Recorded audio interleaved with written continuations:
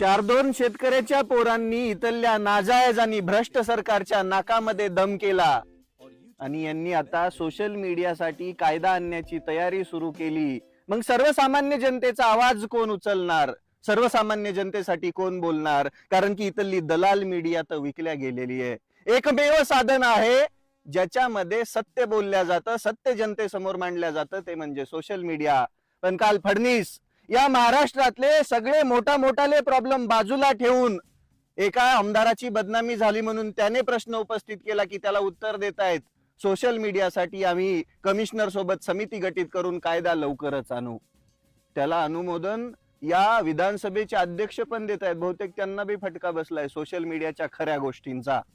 सगळ्यात जास्त फटका तर फडणवीसांना बसलाय, कारण की फडणवीसांनी आतापर्यंत जे काही केलं ते विरोधकांचा आवाज दाबण्याचं। आम्ही विरोधक नाहीच आहेत का? आमच्याकडे का कोणता पक्ष आहे का? आमच्याकडे कोणती संघटना आहे? आम्ही तर सर्वसामान्य माणसं आहेत। या मातीचे प्रश्न मांडतो, या शेतकऱ्यांचे प्रश्न मांडतो।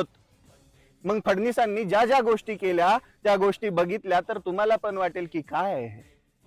सगळ्यात सुरुवातीला प्रशासनाकडून दबाव आणण्यासाठी याला त्याला सांगून फोन करायचे, नको बोलत जाऊ, अडचणीत येशील। नंतर तुम्ही सरकारी यंत्रणा वापरून घरांच्या रेकी करायला लागलात, कोणाकरवी तरी दम द्यायला लागलात। तुमचे अंडुले कार्यकर्ते रोज धमक्या देतात, मारायच्या धमक्या देतात। बरं, छातीवरती गोळ्या गेल्यानंतर, आमचा जीव गेल्यानंतर काय करणार तुम्ही? बरं, रविराजला मारतालही, पण या किती रविराजला मारताल? 1, 2, 10, 15, 20, 35 लाख?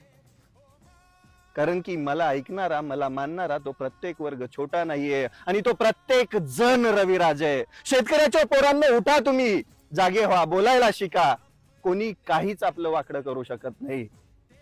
हे फक्त मुस्काटदाबी करू शकतात, पण मुस्काटदाबी तेव्हाच करता येते जेव्हा एखाद्याचे हात दगडाखाली असतात। आमचे हात कुठंच नाहीयेत, क्लीन इमेज आहे। काय काय करणार तुम्ही? कोणती बदनामी करणार तुम्ही?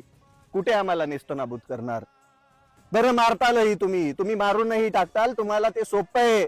एवढ्या मोठ्या उपमुख्यमंत्री अजितदादा पवारांचा काटा काढला तुम्ही।